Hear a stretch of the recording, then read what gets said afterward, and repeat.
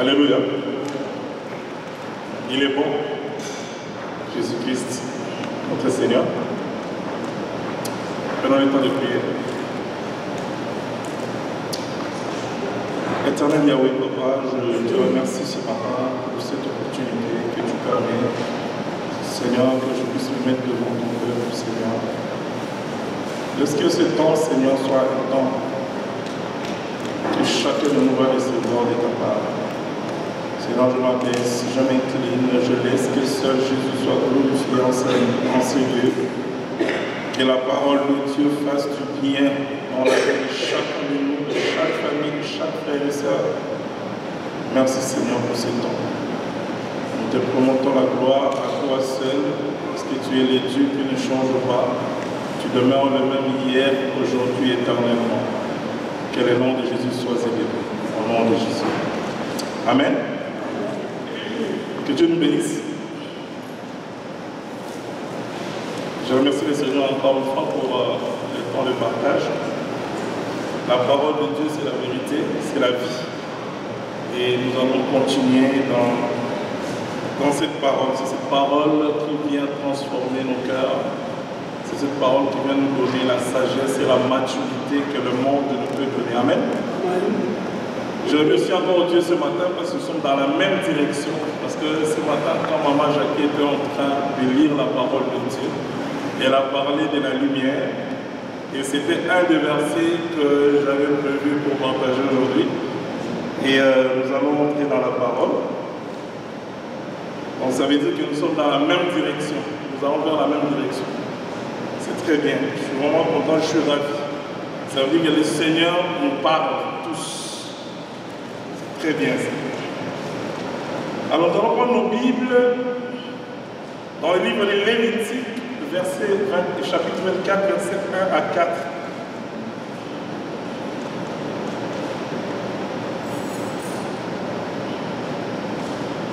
Je vais lire au nom du Seigneur Jésus.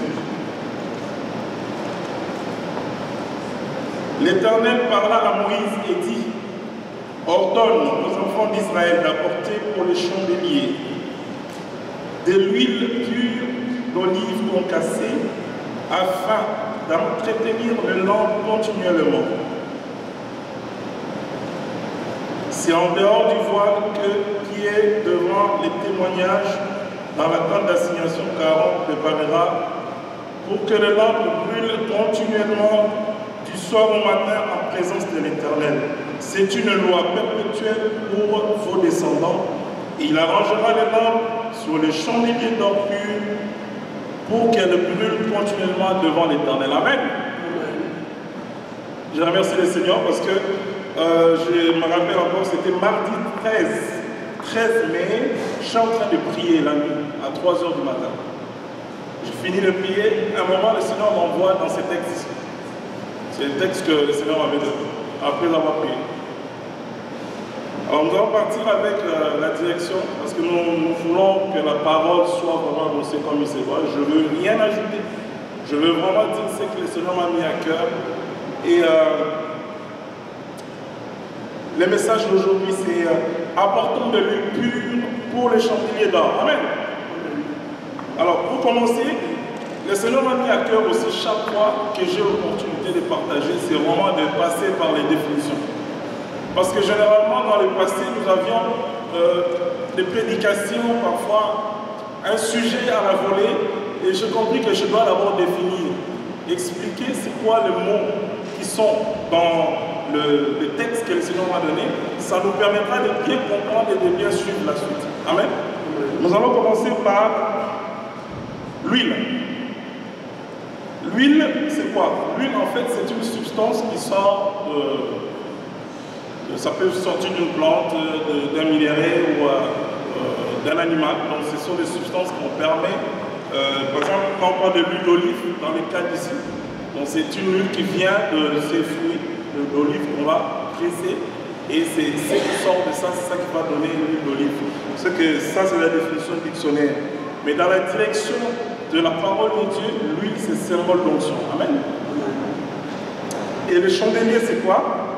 Le chandelier, nous allons définir ça comme étant un objet dont la fonction est de servir de support à des bougies ou des chandelles. Et selon la parole de Dieu, le chandelier, c'est l'Église. Amen. Ça, nous voyons ça dans Apocalypse 1, verset 20. Quand nous lisons la parole de Dieu, nous voyons que la Bible explique que le chandelier, c'est le symbole de l'Église. Amen. Alors, donc, si nous revenons sur notre texte, nous pouvons voir que l'Éternel est en train de dire à Moïse, c'est un ordre, c'est une obligation. Il parle à l'impératif. Le Seigneur dit, apporter. Donc, il ordonne aux enfants d'Israël d'apporter pour le chandelier de l'huile pure afin d'entretenir les lampes continuellement. Ça veut dire quoi? Nous pouvons donc comprendre que quand le Seigneur parle à Israël, il utilise l'impératif. Non, il utilise l'impératif, c'est-à-dire que c'est une obligation. Parce que dans la maison de l'Éternel, il fallait qu'il y ait de lampes qui doivent brûler continuellement de la nuit jusqu'au matin. Et ça prend de l'huile. L'exemple clair que nous pouvons voir aussi dans la parole de Dieu, c'est dans Matthieu 25. Nous pouvons constater que le Seigneur, s'il insiste par rapport à l'huile, ça veut dire trois choses. Si le Seigneur insiste par rapport à l'huile, ça veut dire que l'huile peut finir, se terminer, l'huile peut diminuer, ou même l'huile peut être désuète. En fait, ça veut dire que ça peut perdre le sens même de l'huile. Amen. Et nous, maintenant, étant donné que nous sommes l'Église, nous sommes Israël spirituel, donc nous devons comprendre ça dans ce sens-là. Que l'huile dont l'Éternel parle ici dans la parole de Dieu, c'est l'onction. L'onction pour l'Église. C'est pourquoi on doit mettre cette huile dans les chandeliers. Vous comprenez ce que je vais expliquer là? C'est-à-dire que cette huile, c'est ça qui va entretenir une lampe. Pour que la lampe puisse rester allumée tout le temps, ça prend de l'huile. Nous voyons dans Matthieu 25 que les 5 vierges qui n'avaient pas d'huile, quand l'époux est arrivé, ils étaient restés, et ce sont les 5 vierges sages qui sont partis parce qu'ils ont bien entretenu leur huile. Amen. Donc nous aussi, en tant qu'enfants de Dieu, nous devons faire très attention parce que pour faire le travail de Dieu, ça prend cette huile qui est l'onction. Et nous allons lire dans la parole de Dieu, Apocalypse 1, verset 20.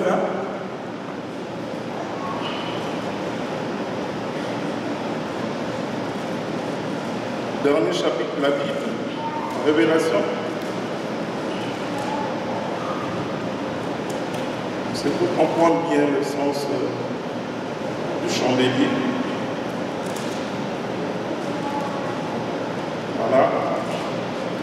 Nous sommes.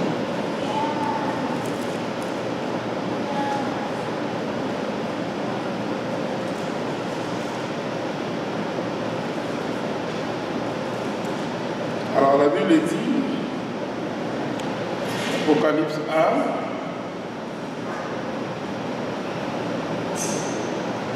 on peut commencer au verset 20. Donc les mystères de 7 étoiles que tu as vues dans ma main droite et des 7 chandeliers d'or. Les 7 étoiles sont les 7 anges des églises, mais nous voulons parler de chandeliers. Les 7 chandeliers sont les églises. Amen. Chandelier, c'est l'église. Dans le contexte de l'Ancien Testament, le chandelier devait être dans la maison de l'Éternel pour éclairer. Parce qu'il n'y avait pas encore d'électricité comme aujourd'hui. Amen.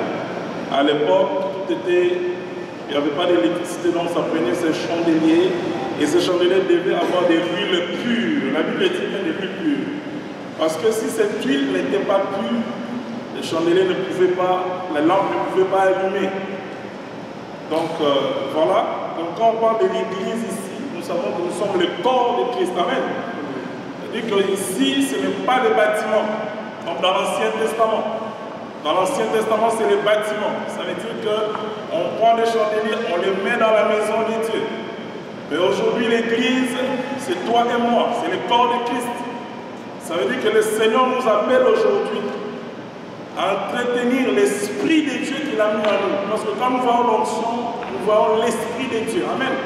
Et pour que le ministère, même le disciple de Jésus-Christ, puisse être actif sur terre, il fallait que le Saint-Esprit descende à la chambre haute.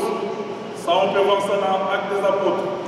Donc le Seigneur Jésus nous appelle aujourd'hui à être remplis de cette huile, et cette huile va être pure pour que la parole de Dieu qui sortira de nos bouches la parole de Dieu qui sera annoncée et doit être une parole vraie. Parce que la Bible dit que Jésus-Christ est la vérité. Et cette huile pure doit être entretenue. Comment est-ce que nous pouvons entretenir notre onction? Parce que lui, c'est seulement de l'onction, comme nous avons dit. Parce qu'on ne peut pas faire le travail de Dieu sans onction. On ne peut pas faire le travail de Dieu dans la chair. Un serviteur de Dieu, un frère, une sœur, doit être rempli d'onction pour pouvoir faire le travail de Dieu. Et cette onction-là, c'est la prière. Quand nous prions, le Seigneur nous remplit de son onction. Nous voyons ça dans la chambre haute. La Bible déclare qu'ils étaient en train de prier. La Bible déclare qu'ils étaient en train de persévérer dans la prière. C'est à ce moment-là que le Saint-Esprit est descendu. Donc pour que nous puissions bien faire le travail de Dieu, nous devons être remplis du Saint-Esprit. Amen. Et quand nous lisons dans ce texte, nous voyons que quand le Seigneur donne un texte comme celui-là, ça revient encore dans Exode 27, 20 à 21, nombre 8, 1 à 4. C'est une insistance. Ça veut dire que c'est d'une importance capitale. C'est pourquoi le Seigneur dit aux enfants d'Israël que ça doit être continuel. Donc, c'est-à-dire que nous sommes Israël spirituels. Les exemples de l'Ancien Testament doivent nous servir aujourd'hui pour la gloire de Dieu. Parce que l'objectif ici, c'est la vie éternelle en Jésus-Christ. Amen. Donc nous devons être remplis de cette onction pour pouvoir faire le travail que le Seigneur nous appelle à faire. Et nous pouvons voir aussi l'importance de l'huile tout au long de l'histoire d'Israël. L'huile avait une importance capitale. L'huile avait une valeur et un caractère sacré. C'est pourquoi on peut voir même que pour consacrer un roi, ça prenait de l'huile. Pour les objets du culte étaient purifiés aussi par lui. Les sacrificateurs, le roi, les prophètes, ils étaient tous remplis de cette huile-là pour pouvoir faire le travail de Dieu. Donc c'est la même chose aujourd'hui. Donc c'est impossible que tu puisses faire le travail de Dieu sans l'Esprit de Dieu, parce que lui c'est l'onction. On ne peut pas faire le travail de Dieu sans l'Esprit de Dieu. Sinon ça va être la chair. Et ce qui fait qu'aujourd'hui nous voyons beaucoup de dégâts, parce que c'est l'homme qui a pris la place. C'est l'homme qui commence à faire selon son cœur, selon sa volonté. Ce n'est plus l'Esprit de Dieu qui agit dans l'homme, mais c'est les sentiments, c'est les égos. Et nous, en tant qu'enfants de Dieu, nous devons faire très attention. Très attention, comme Jésus-Christ revient, nous avons parlé de l'enlèvement, nous avons parlé de la foi, de la crainte de Dieu. Nous devons faire très attention, parce que si nous continuons à nous comporter comme tout le monde, nous allons rater l'enlèvement et nous irons en enfer. C'est pourquoi j'avais dit la dernière fois que les vraies églises qui marchent réellement, je répète encore, les vraies églises qui font la volonté de Dieu, il n'y en a pas beaucoup. C'est pourquoi le Seigneur dira qu'il y a beaucoup d'appelés, mais peu d'élus. Et ça, c'est personnel, c'est individuel. L'entretien de l'huile, c'est individuel. Parce que le Seigneur parle de l'huile pure. Cette huile d'olive devait être pure. Parce que si l'huile n'est pas pure, elle ne peut pas entretenir le lampe. Le lampe ne peut pas être allumé. Parce que la mission que le Seigneur nous appelle ici, nous pouvons le voir, nous allons lire Ésaïe 61.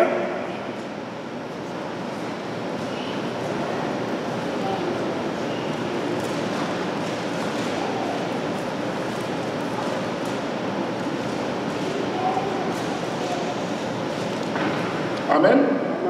La Bible déclare, l'Esprit du Seigneur est sur moi, car il m'a envoyé pour porter la bonne nouvelle aux malheureux.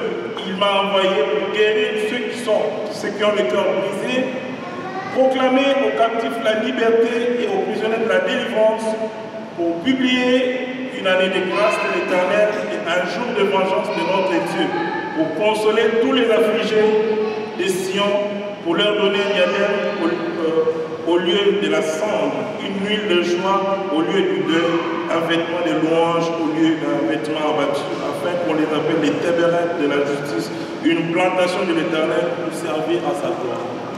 Amen. Ça veut dire que c'est tout que le Seigneur met en nous, c'est pour faire du ministère.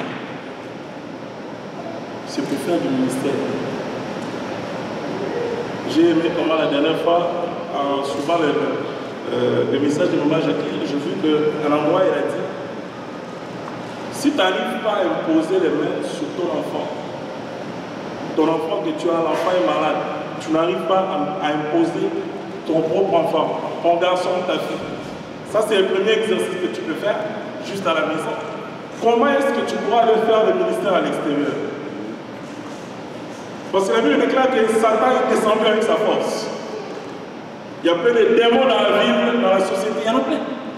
Et maintenant, le Seigneur nous appelle, maintenant, quand nous lisons ce texte-là, nous pouvons comprendre que non, l'onction, l'huile dont le Seigneur parle, c'est pour le ministère. Bien aimé, c'est pour les ministères. On ne parle pas ici, comme je répète encore. Il faut qu'on se répète, la répétition est très importante. Ce n'est pas seulement pour ceux qui prêchent, c'est pour tous les enfants de Dieu, parce que le salut est individuel. Donc nous devons travailler la vie de prière pour que le Seigneur t'investisse de la puissance de l'onction. Il faut que tu sois un homme de prière. Il faut que tu sois un homme de prière. Nous avons lu ici, je reviens sur Genèse. Il y avait des ténèbres au commencement. Qu'est-ce qui a fait? Qui a séparé les ténèbres? C'est le Seigneur. Il a dit que la lumière soit et la lumière fut. Amen. Cette lumière, c'est Jésus-Christ.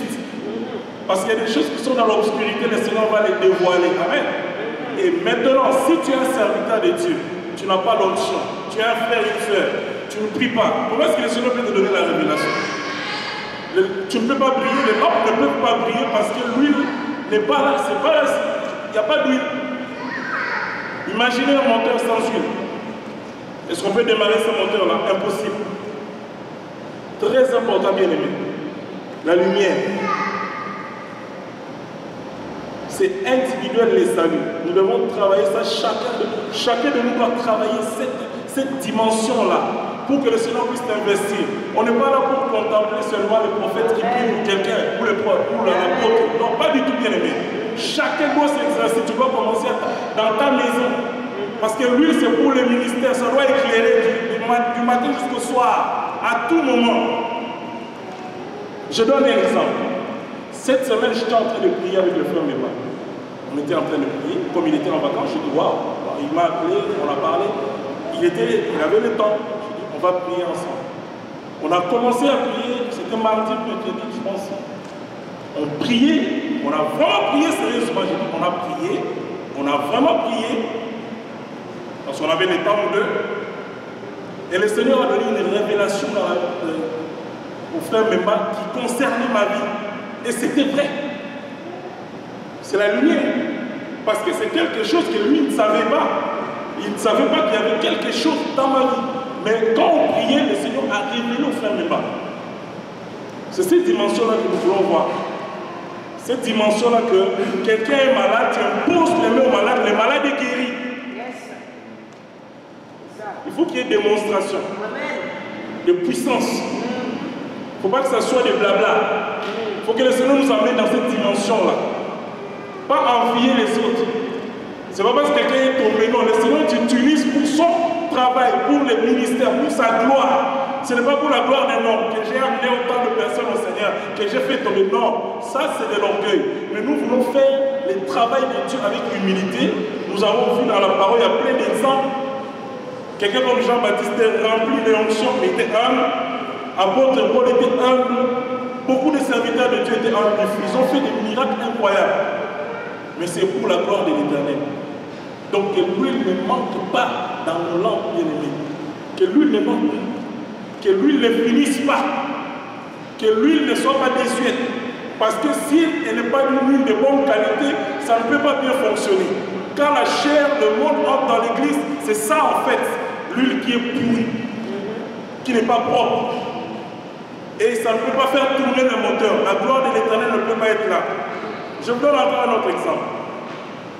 Une fois, j'avais loué une voiture, on est parti dans les Laurentides, voir ma belle famille. On avait pris une vanne. Et quand on est rentré, j'ai fait une erreur, au lieu de mettre parce qu'on loue la voiture généralement, pas généralement, on doit remettre le carburant avant de retourner la voiture. Donc moi, au lieu de mettre de l'essence, j'avais mis le mazout. Je fais le plein du mazout dans la voiture. Quand je suis parti, j'ai quand même roulé, heureusement, parce que peut-être il y avait un peu d'essence à bord qui restait en bas. j'ai laissé la voiture chez Viaroute.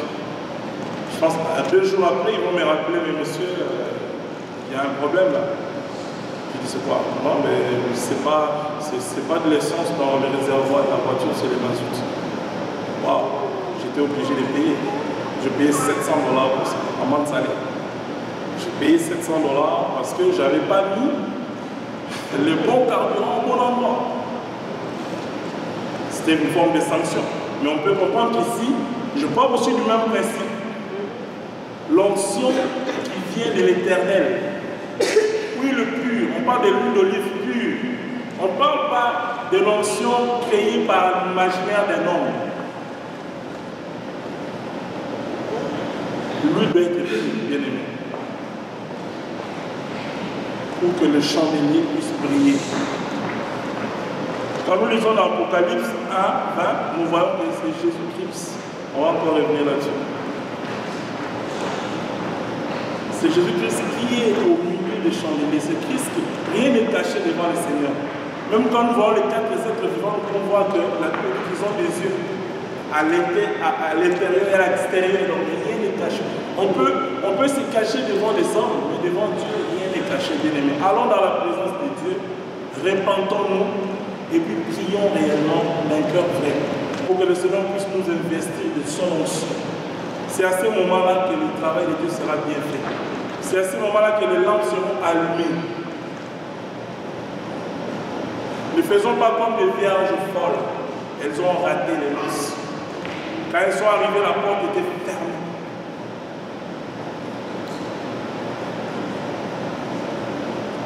Donc, apporter la bonne nouvelle. Comment est-ce qu'on peut apporter la bonne nouvelle aux malheureux quand on n'a pas l'onction de Dieu? C'est pourquoi Isaïe dit l'onction, l'esprit de l'Éternel est sur moi, m'a oint. Le moindre, c'est m'a mis l'onction. Il y a l'esprit de Dieu en moi. Donc je peux annoncer la parole de Dieu avec assurance. Je peux guérir le cœur brisé. Bien aimé, combien de situations il y a dans les églises aujourd'hui? Prenons juste l'exemple des couples. Si tu n'as pas la sagesse d'aider un couple ici, prenons que tu es un pasteur, tu n'as pas cette sagesse de donner des conseils à un couple, tu dois encore demander la grâce de Dieu. Même mes frères, il y a des dons particuliers que Dieu dépose en nous. Mais nous avons un travail, nous tous, en tant qu'enfants de Dieu, nous devons faire ce travail-là pour la gloire de notre Dieu. Mais pour que tu puisses guérir les cœurs, pour qu'il y ait la guérison des cœurs brisés, ça prend l'onction. C'est pourquoi Isaïe dira l'Esprit du Seigneur est sur moi, il m'a oint. Donc c'est le Saint-Esprit qui nous oint pour pouvoir faire le ministère. Et à ce moment-là, la lumière, quelqu'un qui avait une situation qui était cachée, le Seigneur te donnera la révélation. C'est comme ça en fait. C'est ça la lampe, c'est ça la lumière en fait. Je donnais un exemple ici. Je prie avec le frère. Le frère voit quelque chose qui est dans ma vie. Il ne savait pas. Mais dans la prière, le Seigneur a révélé au frère. Amen. C'est ça. C'est pas de la magie. C'est pas abracadabra. Non, pas du tout. C'est juste la crainte de Dieu qui est le commencement de la sagesse. Quand on commence à marcher dans la crainte de Dieu, on va bien couler dans les choses de l'esprit. Ça, c'est sûr. Il y a des contraintes de la vie, il y a des choses de la vie qui vont nous distraire. Mais bien, prenons le temps de prier. C'est important. Parce que le secret pour que cette huile soit pure, c'est la prière. Un serviteur de Dieu qui ne prie pas ne peut pas avoir de miracles dans sa vie. Tu peux être entouré des gens, mais il n'y aura pas d'impact. Il faut qu'il y ait l'impact. Pas pour impressionner, mais c'est pour la gloire de l'Éternel. Il y a certaines personnes pour venir au Seigneur, ils ont besoin de voir vraiment des miracles. Il y a des incrédules, il y a des personnes il faut qu'il y ait vraiment des démonstrations. Mais pour qu'il y ait cette démonstration, entrons dans la prière de l'ennemi. Quand le Seigneur dit apporter de l'huile pure pour les chandeliers d'or, ça veut dire que le corps de Christ est pur, doit être pur, parce que Christ, tel qu'il est, tel que nous sommes, l'impureté ne peut pas cohabiter avec le Seigneur Jésus. C'est impossible, on ne peut pas, c'est impossible. Le royaume des cieux, c'est pour les sanctifier. Le royaume des cieux, c'est pour les sanctifier. Les idolâtres, les voleurs, les menteurs, les efféminés, la Bible dit, ne vont pas rentrer dans le royaume des cieux. Donc travaillons ça tous les jours. Le secret, c'est la prière. Pour que cette huile soit pure. Pour que cette huile ne finisse pas. Parce que quand tu ne pries pas, c'est ça en fait. C'est comme les vierges folles. Quand tu ne pries pas, il n'y aura plus d'huile. Tu peux prétendre être serviteur de Dieu, mais il n'y a pas d'onction de bien-aimé. Les choses de Dieu, il faut respecter la parole. Il faut qu'il y ait une vie de prière. C'est vrai que la fatigue va arriver. Les secrets, le diable n'a pas peur des titres. Bien-aimé, le diable n'a pas peur des titres. Le diable a peur de ceux qui prient en esprit et en vérité. Un enfant de Dieu qui mène une vraie vie de prière, c'est à ce moment-là que le diable aura un problème dans sa maison, dans sa vie. C'est ça. De l'huile pure pour les chandeliers d'or. L'Ancien Testament, ça nous sert de leçon pour aujourd'hui. Parce que nous sommes Israël spirituel. Nous ne sommes pas Israël physique. Donc nous devons comprendre ça dans ce sens-là. Quand le Seigneur dit, il dit à Moïse, il dit aux enfants d'Israël qu'ils doivent apporter de l'huile. Nous aussi, nous devons comprendre ça qu'en tant qu'Israël spirituel, nous devons mener une vie de prière pour que l'onction de Dieu vienne sur nous. Et à ce moment-là, nous pouvons leur faire le ministère. À ce moment, les choses qui étaient dévoilées seront découvertes. Parce que sinon, on va dévoiler des choses qui étaient cachées. Il va délivrer les captifs. Le Seigneur peut te donner une parole de connaissance, une révélation, mais à condition que tu sois seulement en contact avec lui. Parce que, vous voyez maintenant qu'est-ce qui se passe aujourd'hui dans les églises et dans le monde. C'est que, comme les gens ne prient pas, ils vont chercher des raccourcis. Hein, un pasteur, il va aller voir un magicien. Comme ça, quand il voit le magicien, il peut voir la vie de quelqu'un. Vous pouvez voir quelqu'un qui te dévoile ta vie, il te donne la révélation sur ta vie, mais c'est faux.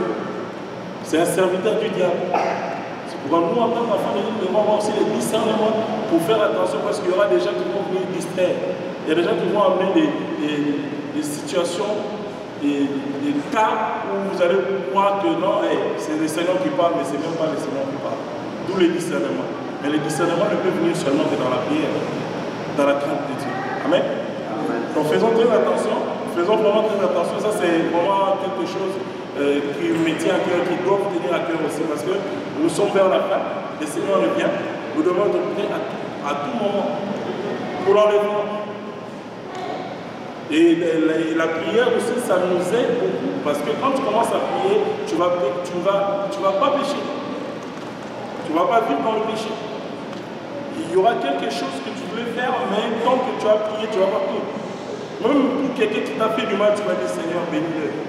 Ça va être difficile de maudire comme d'autres le font.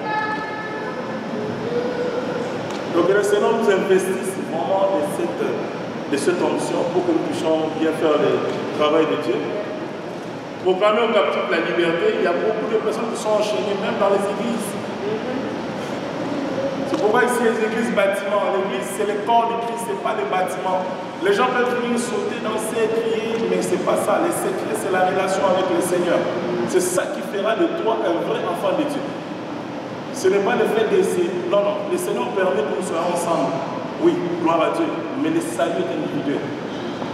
Le jour du jugement, on ne jugera jamais. Même avec ma femme, le jugement est différent. Le Seigneur jugera ma femme de la manière qu'elle s'est comportée sur terre. Moi aussi. Même si la Bible dit qu'il s'attachera, sa femme deviendra une seule chair. Mais le jugement est individuel. Faisons attention. Pour que les captifs soient délivrés, ça prend une onction, bien aimé. S'il n'y a pas d'onction, c'est grave. C'est grave. S'il n'y a pas d'onction, c'est des cas de malédiction, de maladie, ou même il y a le ministère. On a vu des gens qui ont arrêté le ministère. Ils ont arrêté le ministère. Est-ce que tu avais l'appel de Dieu? Arrêter le ministère. Ça veut dire qu'il y a eu des églises où ça a commencé au moment donné. Mais prier, continuez à prier à la maison. Mais non, rien. Donc il n'y a même plus de prière, il n'y a rien. Ça veut dire qu'il n'y avait pas l'appel de Dieu. Quand tu as l'appel de Dieu, tu vas passer par la souffrance. Quand tu as l'appel de Dieu, tu vas endurer des choses. Mais tu dois pleurer. C'est ça. L'appel de Dieu, ce n'est pas facile, bien aimé. Nous avons beaucoup d'exemples dans la parole. Élie, le roi Akab, le cherche, il vient le tuer. Il est parti dans le désert. Il n'avait même pas de quoi manger. C'est le corbeau qui a amené la nourriture à Élie. un animal impur. Bien aimé, faisons attention aux choses de Dieu. Que l'huile soit pure. N'amenons pas ici des choses de la charnelle, des choses du monde. Ne l'apportons pas dans la maison de l'Éternel. Amen. Nous allons illustrer. L'huile est vraiment importante, même dans l'histoire, comme je disais tantôt, dans l'histoire de la parole de Dieu. Nous pouvons même faire quelques illustrations. Nous allons voir Esther, le bon samaritain, et aussi nous allons voir Apocalypse encore pour illustrer par rapport à lui. Donc, on va commencer par Esther.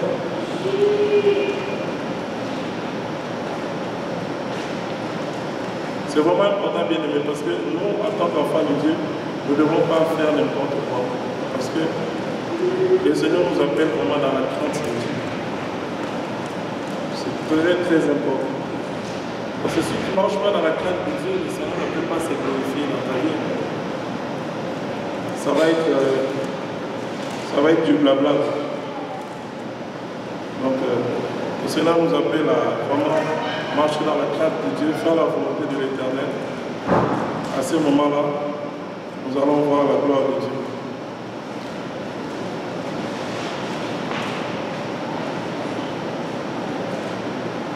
Excusez-moi. On va prendre le livre d'Esther, au chapitre 2. Toujours parlant de lui.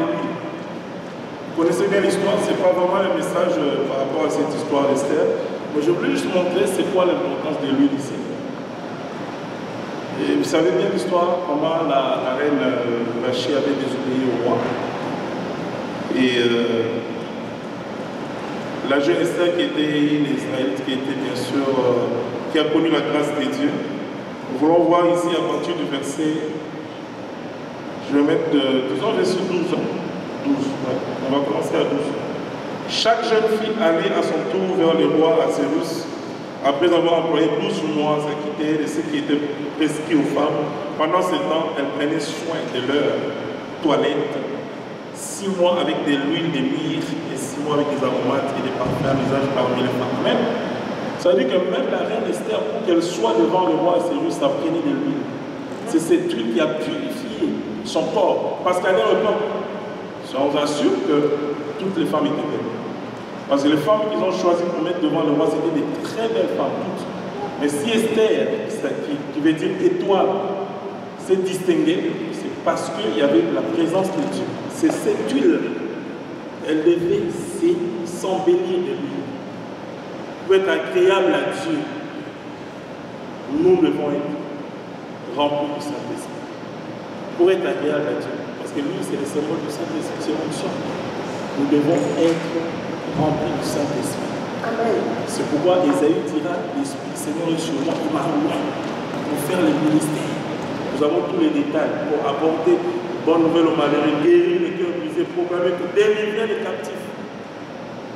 Donc dans le cas d'Esther, nous voyons l'importance de l'huile. C'est l'huile qu'elle a appliquée pendant 6 mois, la Bible dit pendant 6 mois. Juste pour se présenter devant le roi. Donc elle devait prendre 6 mois pour de l'huile et puis 6 mois d'autres pour les aromates. Pendant 6 mois, elle faisait qu'entretenir la peau. Parce que la peau devait briller. C'est sûr que quand le roi Assyrus s'est mis devant, il y avait plusieurs femmes, il a craqué sur Esther. Ça c'est sûr. C'est à cause de l'onction, la présence de Dieu qui était en elle. Parce qu'elle avait jeûné, elle avait prié. Elle avait jeûné, elle avait prié. C'est ça.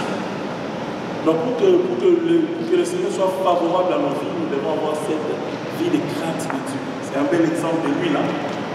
On va prendre un autre exemple, toujours de lui, le bon samaritain. Ça on va aller dans Luc 10.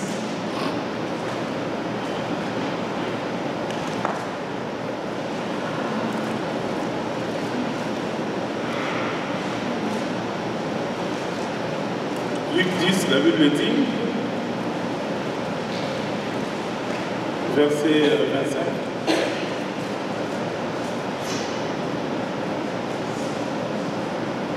Nous connaissons tous l'histoire du bon samaritain. Un docteur de la loi s'éleva et dit à Jésus pour l'éprouver, « Maître, que dois-je faire pour hériter la vie éternelle ?» Jésus lui dit, « Qui est-il écrit dans la loi? Qui lis-tu » Il répondit, tu aimeras le Seigneur ton Dieu de tout ton cœur, de toute ton âme, de toute ta force, de toute ta pensée et ton prochain comme toi-même. Tu as bien répondu, lui dit Jésus, fais cela et tu vivras. Mais lui, voulant se justifier, dit à Jésus, et qui est mon prochain? Jésus reprit la parole et dit, un homme descendait de Jérusalem à Jéricho, tomba au milieu de brigands, qui les dépouillèrent et les chargeurs des coups, s'en allèrent et laissés à demi-mort. Un sacrificateur qui fortuitement descendait par le même chemin, ayant vu cet homme, passa outre. Un lévite qui arriva aussi dans ce lieu, ayant vu, passa outre. Mais un samaritain qui voyageait, étant venu là, fut ému de compassion lorsqu'il vit, s'approcha et banda ses plaies, et en y versant de l'huile et du vin. Amen. C'est-à-dire cette huile-là, c'est ça qui devait guérir la paix. Ça va toujours dans la même direction qu'Ésaïe 61. L'huile pour guérir. On voit ici les sacrificateurs, c'est un serviteur de Dieu. Un serviteur de Dieu. On voit les Lévites, un serviteur de Dieu, chante de l'Éternel. On voit vraiment qu'ils ont vu quelqu'un qui était pratiquement mort. Ils s'en foutent. Donc il y a aussi des cas comme ça dans l'église, dans la maison de Dieu. Les gens qui s'en foutent des affaires des autres, de leurs frères, ils s'en foutent complètement. Ici, quand on parle de l'huile ici, est-ce qu'un frère a un cas, une soeur a un cas, tu peux prier pour ça? Parce que c'est spirituel. Ici, on parle de physique, vous comprenez? Dans cette dimension-là, c'est physique, parce qu'il devait mettre de l'huile sur la peau de cette personne, parce qu'il y avait des plaies. Cette huile était là pour guérir les plaies. Mais nous, maintenant, un frère qui est dans une situation difficile, on ne parle pas d'une plaie physique ici, on parle vraiment d'une difficulté, un problème. Est-ce que tu peux prier? Est-ce que l'onction que le Seigneur a mis en toi peut aller toucher cette situation, que le frère soit guéri complètement ou qu'il sorte de la situation? Donc la personne qui a eu compassion, ce n'est pas un serviteur de Dieu. Quand on voit les Samaritains, c'est des gens qui venaient de la Jordanie. Ce n'était pas un juif. Il n'était pas un juif. Samarie, ça fait partie de Cisjordanie. Ça veut dire quoi? Ça veut dire que nous, chrétiens, parfois, nous sommes égocentriques. Nous nous en foutons parfois des situations des autres. Mais l'huile dont le Seigneur nous parle ici, c'est pour faire son travail. Ému de compassion. Sans la compassion, on ne peut pas faire du ministère. C'est impossible. Il faut avoir la compassion, comme Jésus-Christ, il avait la compassion. C'est pourquoi il avait cet amour envers les autres. Là où les gens pouvaient fuir les lépreux, lui, il guérissait. C'est ça la compassion que le Seigneur nous donne aujourd'hui. Donc ça dit, sans l'onction bien aimée, c'est impossible de faire du ministère. Impossible. Mais ici, nous voyons que c'est un païen, un samaritain, qui a eu compassion. Alors que les Juifs, ils n'ont même pas regardé la personne. La personne, la Bible dit, était à demi-mort. C'est-à-dire que si les Samaritains ne passaient pas par là, peut-être le monsieur allait mourir. Donc c'est la présence du Samaritain qui a fait que, en mettant de l'huile, en prenant soin de cet homme-là, la personne a été guérie. Il a même amené lui-même, on dit, il a amené, il a placé, il a même payé l'hôtel pour lui, pour qu'on puisse vraiment prendre soin de lui. Pourtant, le vrai serviteur, les gens, soi-disant les serviteurs de Dieu, les sacrificateurs et les lévites, ils n'ont même pas regardé. Ils sont passés. C'est comme ça aussi, aujourd'hui, qu'on peut voir. Donc, faisons attention à ça. Et aussi, toujours parlant de l'huile, nous pouvons encore lire dans Apocalypse 6.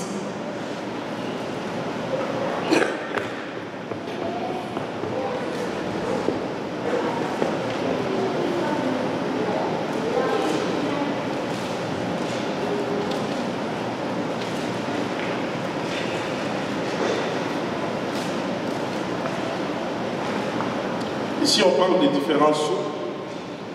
Donc, quand on arrive au troisième sceau, la Bible est dit dans Apocalypse 6, verset 5. Quand il ouvrit le troisième sceau, j'entendis le troisième être vivant qui disait, viens. Je regardais, voici, parut un cheval noir. C'est lui qui le montait, tenait une balance dans sa main. Et j'entendis au milieu des 4 êtres vivants une voix qui disait: une mesure de blé pour un denier, 3 mesures d'orge pour un denier, mais ne fais point le mal à l'huile et au vin.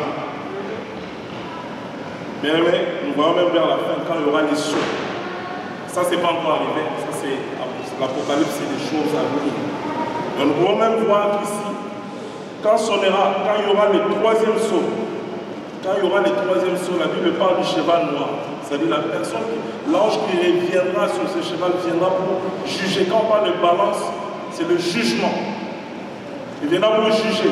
Mais la Bible dit que la parole qui est sortie de l'être vivant, d'un des êtres vivants, oui c'est ça, le 3e être vivant qui disait: viens, regardez, voici, parmi un cheval noir, c'est lui qui le montait, tenait une balance, et j'entendais au milieu des 4 êtres une voix. Cette voix, c'est la voix de Jésus-Christ. Parce que Jésus-Christ, c'est lui qui siège au milieu, nous avons dit, des 4 êtres vivants, des 24 veillards. Cette voix, c'est la voix de Jésus-Christ qui est sortie. Et cette voix dit: ne fais pas de mal à l'huile et au vin. Ça veut dire quoi?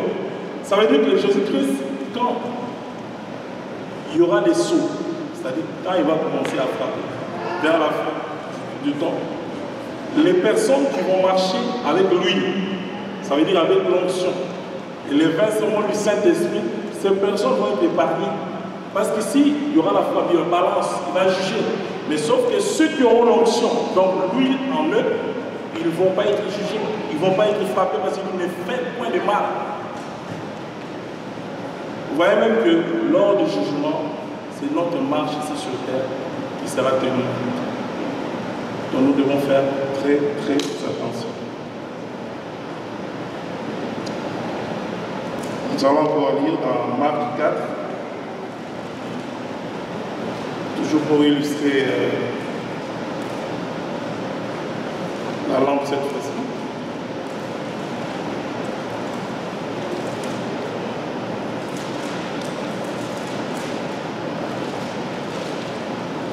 Amen.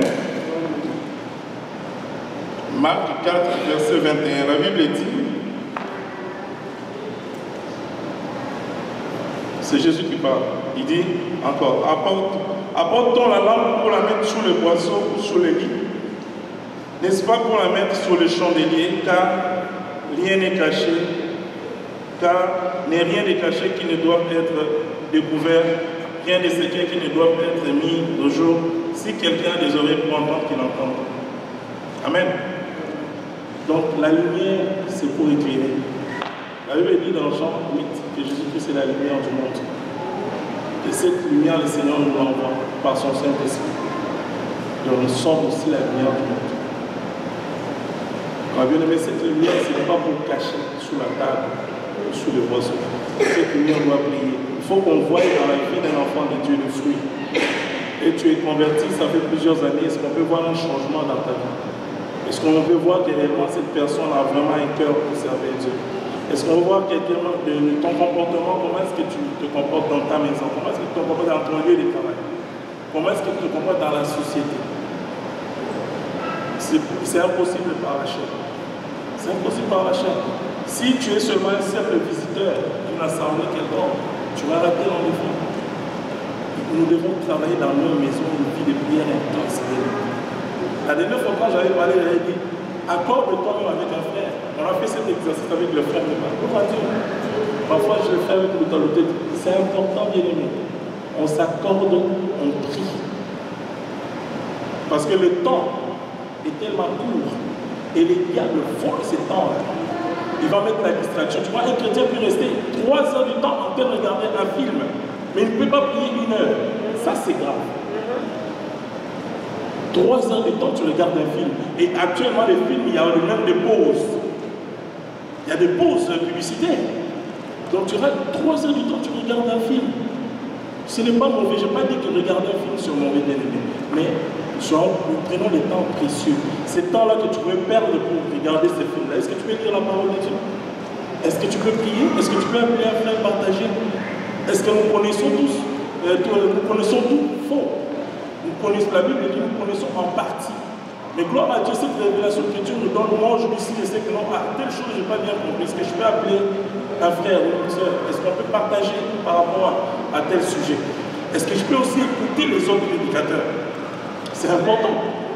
Parce qu'il faut écouter aussi les autres. Il y a des serviteurs de Dieu que Dieu a investi une connaissance parfois plus, qui ont de l'expérience. Il faut les écouter parce qu'avec cette expérience-là, ça va aussi m'aider moi pour bien avancer, pour marcher dans la crainte de Dieu, bien aimé. La Bible dit que la foi vient de ce qu'on entend, c'est la parole, la mise en pratique de la parole. Quand on ne met pas la parole en pratique, c'est quoi? Ça va être la chair, ça c'est sûr. L'huile pure. On dit retour à la parole de Dieu, c'est des l'huile pure. Parce que dans le retour à la parole de Dieu, il n'y a pas d'intérêt personnel. Quand tu passes devant ici, ce n'est pas pour que les gens viennent t'amener l'argent, personne ne le fera ici dans cette assemblée. Ici, on parle vraiment du principe que nous devons être des lecteurs de la parole, des hommes et des femmes qui prient en esprit, en vérité. À ce moment-là, le Seigneur va déverser son onction, sa connaissance, sa révélation, et ça va être simple. Les choses sur lesquelles tu pouvais t'énerver, tu ne vas pas t'énerver. Amen. Les choses sur lesquelles tu devais t'énerver, tu ne vas pas t'énerver.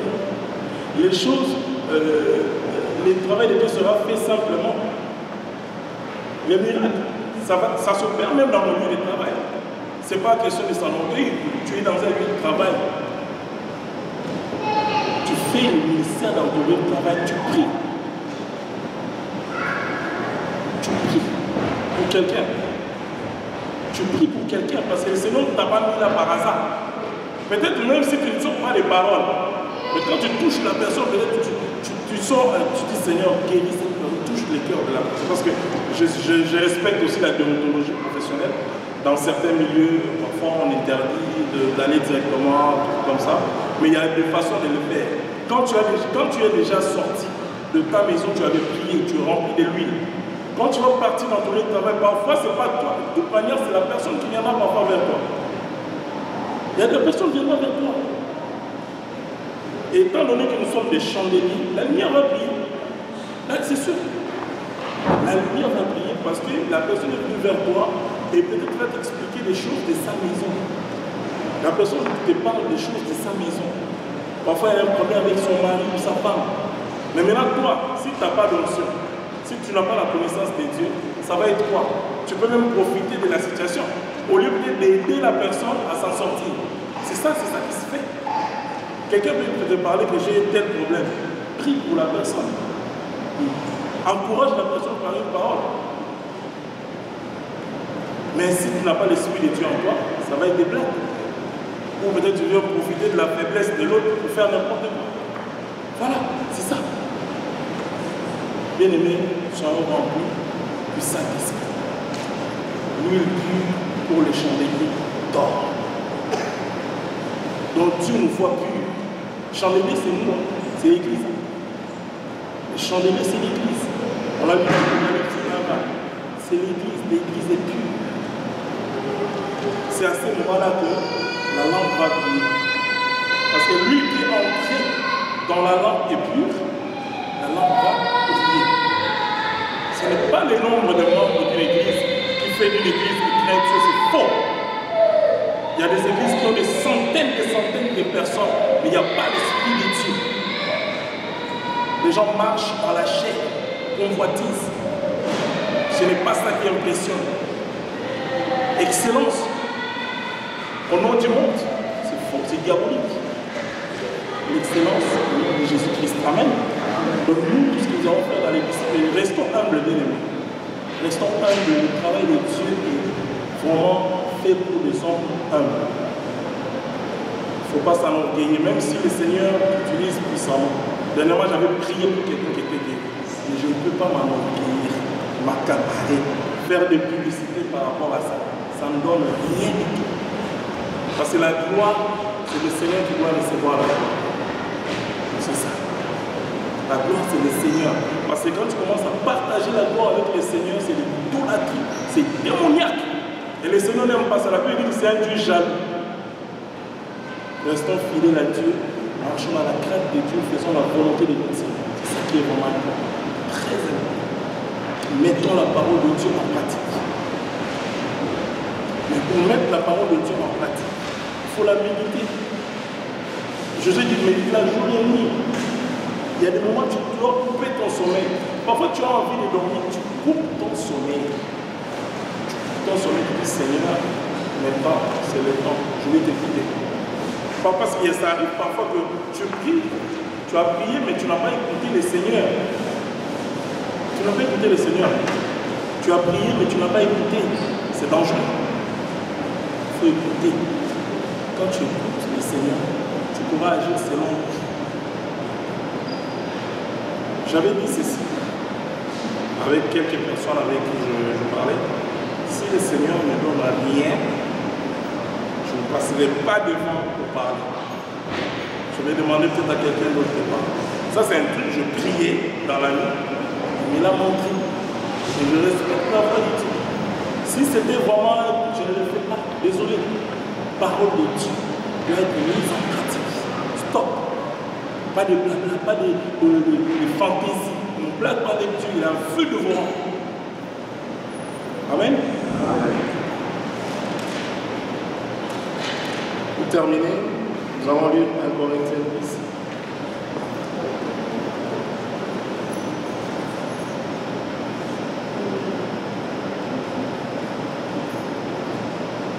L'onction de Dieu, ce n'est pas pour montrer aux gens. Non. L'onction de Dieu, c'est pour la gloire de Dieu.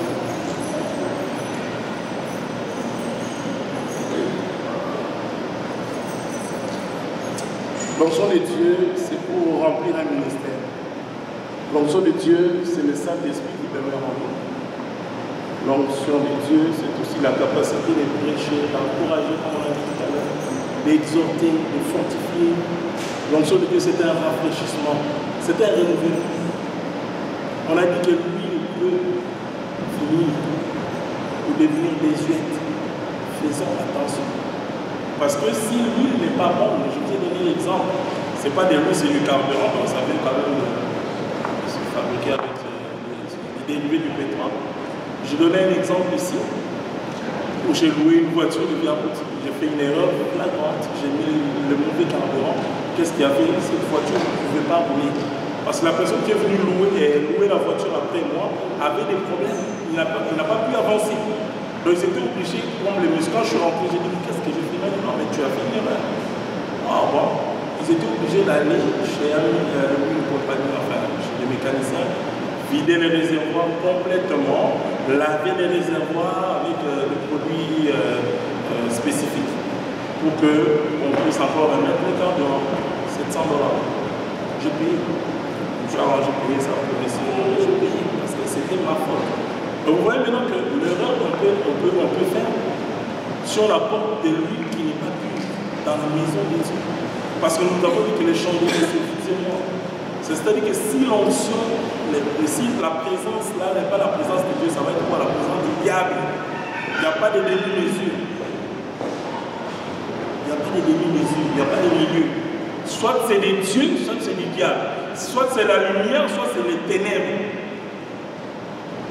Alors, le discernement nous dit que, par le discernement, nous comprenons que nous, en tant qu'enfants de Dieu, nous devons demeurer dans la lumière. Stop.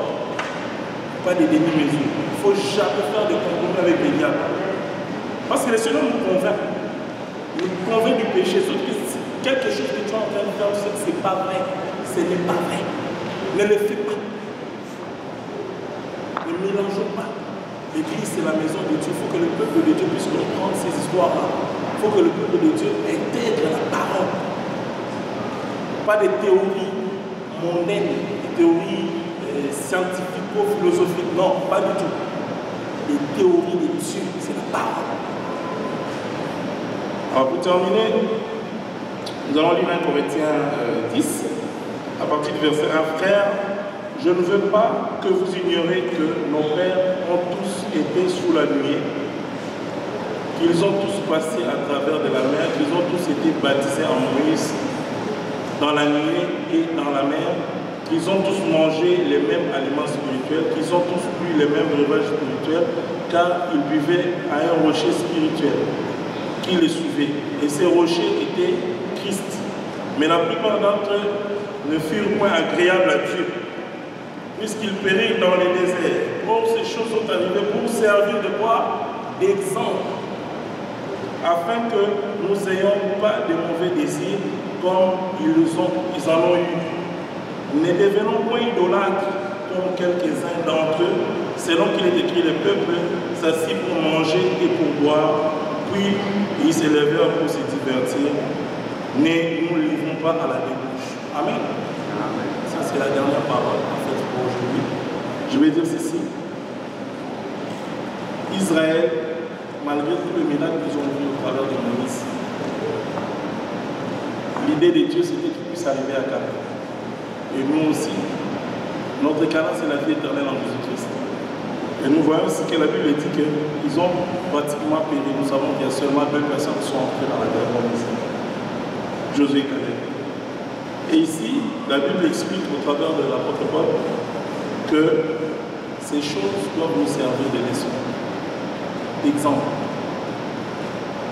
Nous devons faire attention parce que si nous faisons comme ces gens-là, dans la Bible, il dit quoi? Ils ont mangé, c'est-à-dire que manger c'est la parole. Nous avons mangé cette parole, nous avons le Saint-Esprit en nous, mais faisons attention parce que si nous restons seulement à nous distraire, la Bible parle de se divertir. Se divertir, je donnerai un exemple, c'est rester seulement dans les choses du monde, la télévision, les émissions, les vêtements, des choses du monde, la distraction, la convoitise, l'argent, les choses du monde.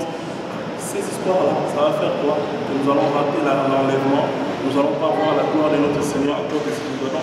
Quand le Seigneur parle de la débauche ici, c'est dans toutes les dimensions de débauche. Débauche, bien sûr, physique. Et aussi les débauches, parce que c'est d'autres dieux.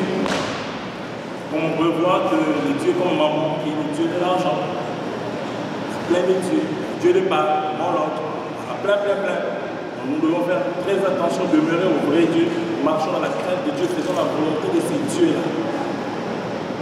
C'est ça qui fera que le Seigneur sera glorifié et chacun de nous aura cette grâce d'hériter du royaume des cieux. Amen. Que la parole de Dieu soit glorifiée et que Jésus soit élevé à jamais. Amen. Acclamons.